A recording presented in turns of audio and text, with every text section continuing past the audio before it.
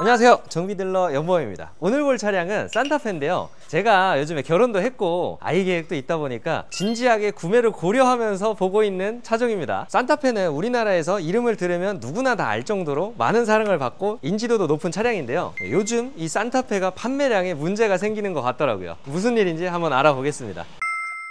이 산타페라는 차종이 얼마나 오래된 차종인지 아시나요? 좀 오래되긴 한 것 같아. 나 초딩 때도 있었던 것 같은데. 이 산타페는 딱 2000년도부터 출시를 해서 벌써 25년 동안 많은 사랑을 꾸준하게 받았던 차종이죠. 이 산타페 라인업을 한번 말씀드리자면 2000년도부터 2006년도까지 흔히 저희가 개구리 산타페라고 불리는 1세대 산타페가 있었고요, 6년도에는 2세대가 나와서 산타페 CM이라는 이름을 가지고 페이스리프트를 거쳐서 더 스타일이라는 이름을 가지고 2012년도까지 출고를 했었고요, 그리고 3세대는 아직도 익숙한 얼굴인 산타페 DM으로 12년도부터 18년도까지 중간에 페이스리프트를 거쳐서 산타페 더 프라임이라는 이름으로 나왔었습니다. 그리고 이 차량이 4세대인데요, 전기형은 산타페 TM, 이 차량은 더 뉴 산타페 TM이라는 이름을 가지고 있습니다. 이렇게 생긴 거는 2020년도부터 2023년도까지 나온 차량이에요. 지금은 또 5세대로 나와서 MX5라는 이름을 가지고 있는데요, 이렇게 많은 세대를 거듭하면서 장수해온 모델이라고 보시면 됩니다. 이 산타페가 항상 경쟁자가 있었다 보니까 엎치락 뒤치락 하면서 판매량이 높았다 낮았다 많이 왔다 갔다 했는데요, 가장 치열한 경쟁자는 형제 차량이기도 한 바로 소렌토입니다. 같은 중형 SUV이고 엔진 미션 라인업, 옵션이랑 소재 이런 것들이 거의 다 동일하기 때문에 디자인이나 취향 차이로 구매 의사가 갈라지고 있습니다. 그런데 요즘은 이 소렌토가 디자인이 워낙 예쁘게 나왔고 호불호가 없게 나오다 보니까 산타페가 소렌토 판매량에 뒤처졌습니다. 심지어 최근에 산타페 상황이 더 안 좋아진 게 같은 회사인 이 팰리세이드의 판매량이 엄청 빠르게 치고 올라오고 있어서 점점 더 산타페가 힘을 내기가 힘들어지고 있습니다. 중형인 산타페보다 준대형 SUV인 팰리세이드가 공간성이 확실히 더 넓은 상위 호환 차량이기 때문에 더 그런 것 같습니다.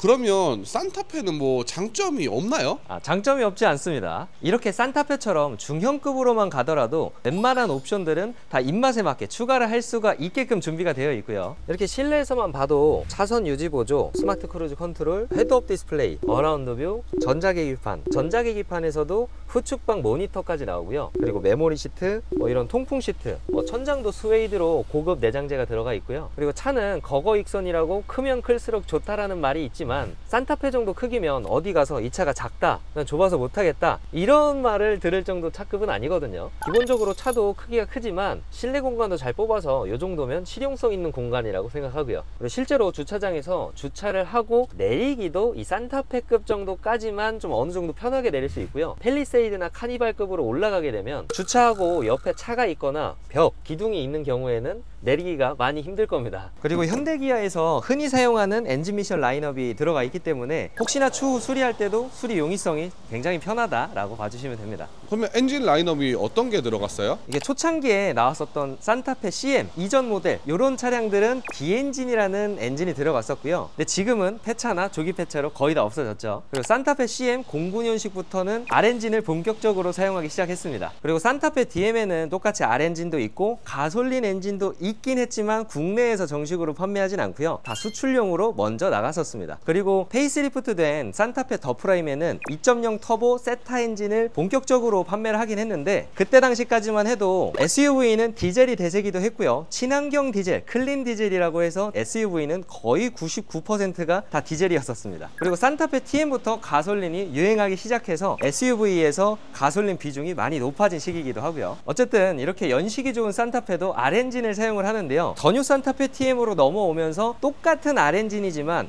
타이밍 체인에서 타이밍 벨트 방식으로 바뀌었고요, 많은 부분들이 개선이 돼서 좀 더 정숙하고 고질병도 많이 없어졌습니다. 그리고 이 다음 모델인 MX5 산타페 모델부터는 디젤 모델이 아예 안 나옵니다. 가솔린이랑 하이브리드 이 두 가지 엔진 방식만 사용을 하고 있어요. 그러면 산타페는 연비는 얼마나 나와요? 대부분 엔진 라인업들 디젤 모델은 다 R엔진이기 때문에 평균 연비가 다 비슷한데요, 1리터당 약 14km 정도로 갈 수 있고 2.0 터보 가솔린 엔진은 약 복합 연비가 1리터당 9km 정도 나오고요, 2.5 터보 배기량이 더 높은데 연비는 좀 더 좋아요, 리터당 약 10km 정도 갈 수가 있습니다.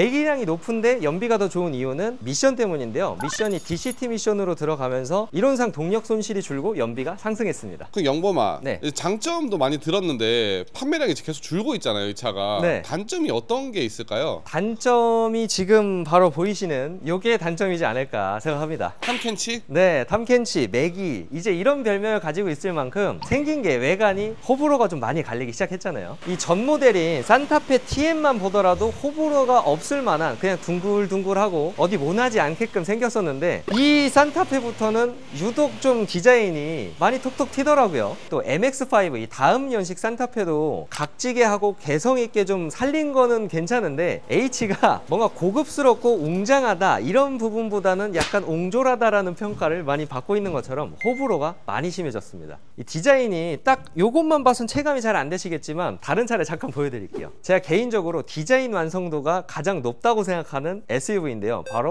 레인지로버 보그입니다. 뭔가 딱 봐도 좀 정돈된 느낌이 딱 드는데 산타페는 좀 어질러져 있다라는 생각이 좀 듭니다. 보소 들어와. 제 개인적인 의견이고 저는 산타페를 좋아하고 많이 판매를 하고 있습니다. 그래서 산타페가 그래도 뭐 옵션도 좋고 괜찮은 것 같아요. 유류비도 그렇고. 고질병은 어떤 게 있을까요? 아렌진부터 고질병을 말씀드리면 본네트를 열었을 때 고압 펌프가 이렇게 보이실 거예요. 이 고압 펌프에 연결되어 있는 이 체인 커버 사이 오링에서 누유가 되는 경우가 꽤나 많은데 이 부분에서 누유가 된다면 검정색 엔진 오일이 옆으로 이렇게 번져 있는 걸 보실 수가 있을 겁니다. 그리고 이 모델은 타이밍 벨트라서 아니지만 이 전 모델들은 타이밍 체인 방식을 사용을 했는데요. 그 체인이 늘어나면서 찰찰찰찰찰 이런 식으로 공회전할 때 소음이 나는 경우가 있어요. 대략 20만 킬로 정도 주행한 차량들에 많이 발생을 하는 거라서 주행거리 많은 중고차를 구매하실 때는 꼭 확인을 해보셔야 되고요. 그리고 이쪽에 인젝터가 있는데요. 하나, 둘, 셋, 넷. 요 사이에 랜턴을 비춰서 인젝터가 붙어있는 부분 사이에서 검정 색깔로 뭐 때가 껴있진 않는지 아니면 공회전할 때 압력밥솥처럼 칙칙칙칙칙칙 이런 식으로 소리가 나진 않는지 확인을 해주셔야 됩니다. 압력이 새고 있다는 거예요. 그리고 터보 호스랑 인터쿨러 호스에도 누유가 보이는 경우가 많은데요. 이렇게 터보가 연결되어 있는 호스를 따라서 그리고 인터쿨러가 연결되어 있는 이런 호스를 따라서 이 끝과 끝을 잘 봐주시면 누유가 있는지 없는지 체크를 하실 수가 있을 겁니다. 그리고 밸런스 캡 문제도 있는데요. 엔진 미션 사이에 있는 밸런스 캡도 있고 요 앞쪽에 있는 밸런스 캡도 있는데요. 요 앞쪽 문제라면 비교적 쉽게 수리를 할 수 있겠지만 이 안쪽 엔진 미션 사이에 있는 블록에서 밸런스 캡 누유가 있다면 수리비가 미션을 내려서 작업을 해야 되기 때문에 거의 100만 원에 가까운 수리 비용이 나올 수도 있으니까 리프트 띄워서 안쪽에서도 좀 새는 건 없는지 확인을 꼭 해주셔야 겠죠. 요즘 나오는 디젤 차들은 다 DPF가 달려 있는데요. 그 DPF라는 부품이 문제가 되면 이 머플러에 엄청난 오염 찌꺼기가 발생을 하게 됩니다. 어느 정도 깨끗한 면장갑이나 뭐 휴지 이런 걸 준비를 해주시고요. 이렇게 머플러를 찔러서 닦아줍니다. 장갑의 면 패턴이 보이지 않을 정도라든지 아니면 잼처럼 푹 떠진다든지 그러면 이미 DPF가 문제가 있을 가능성이 높으니까 이런 것도 체크해 주셔야 되는데 DPF는 수리를 하게 되면 250만 원 정도의 수리비가 나오니까 꼭 체크를 해 주셔야겠죠. 그리고 의외로 가솔린 세타 엔진이 들어간 이 산타페 차종들은 고질병이 생각보다 많이 없는데요. 그래도 체인 커버만큼은 누유가 잦은 편이니까 꼭 체크를 해 주시고요. 그리고 지금 이 차량도 그리고 2.5 가솔린 터보 차량도 8단 DCT가 들어가게 되는데요. 8단 습식 DCT라서 기존의 7단 건식 DCT보다는 내구성이 확실히 좋아지긴 했지만 기본적인 DCT 구조 때문에 구조적으로 어쩔 수 없는 꿀렁임이 있고요. 실제로 보증기간이 남아있는 차량들이 아직은 많기 때문에 사설 수리센터에서 수리하는 경우는 많이 없지만 서비스 센터에서 AS 처리로 미션 수리를 하는 경우가 많은 걸로 알고 있습니다. 그리고 1.6 터보 하이브리드 모델 같은 경우에는 엔진 오일 증가 이슈가 있기 때문에 이렇게 엔진 오일 게이지를 뽑아서 양은 정상인지도 꼭 체크를 해주시는 걸 권장을 드립니다. 엔진 오일 늘어나는 이유가 휘발유가 들어가는 거기 때문에 휘발유 냄새 나는지도 맡아주시면 좋겠죠. 영범아, 네. 고질병이 왜 이렇게 많아? 이게 전 차종들마다 엔진마다 다 말씀드린 거라 많다고 느끼실 수는 있겠지만 그냥 하나하나 체크하다 보면 그리 어렵지 않습니다. 소렌토도 이렇게 똑같은 고질병을 가지고 있는 거예요? 네, 엔진이랑 미션만큼은 그대로 똑같은 고질병을 다 가지고 있다고 보시면 됩니다. 그럼 승차감은 산타페가 좀 괜찮은 편이야? 산타페 승차가 뭐 무난한 편이죠. 한번 타볼까요? 이렇게 시승을 할 때 주차장에서 이런 방지턱을 넘을 때는 사이즈가 있다 보니까 묵직하게 넘어가는 그런 뭐 부드러운 승차감을 가지고 있고요. 멀티링크 방식이죠? 당연히 멀티링크 방식입니다. 현대기아 대부분의 차량들은 중형급부터는 다 멀티링크를 사용하기 때문에 앞에 중형이라고 붙으면 다 멀티링크라고 생각해 주시면 돼요. 근데 소형에는 어떤 차는 멀티링크가 들어가고 어떤 차는 토션빔이 들어가잖아요. 네. 왜 그런 거예요?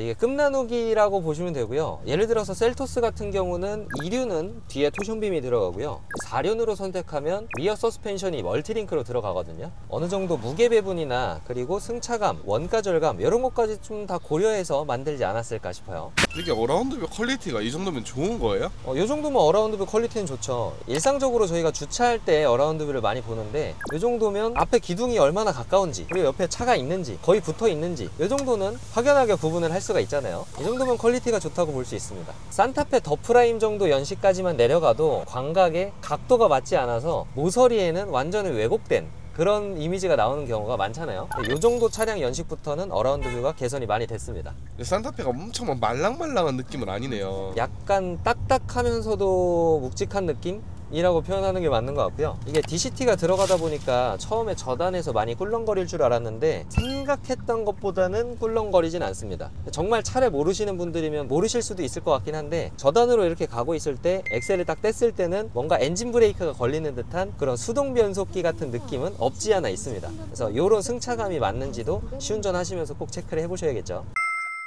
오늘은 이렇게 산타페에 대해서 여러 가지를 알아봤는데요. 가성비 면으로 봤을 때 좋은 패밀리카로 사용하기에는 적합하다고 생각합니다. 저도 아기가 태어나면 불편한 G70은 판매를 하고 SUV로 바꿔야 되는데요. 확실히 레인지로버가 땡기긴 한 앞으로도 여러 가지 SUV들에 대해서 영상 촬영을 꾸준하게 할 예정인데요. 좋아요랑 구독 눌러주시면 앞으로 좋은 영상으로 찾아뵙도록 하겠습니다. 감사합니다. 정비딜러 영범이었습니다.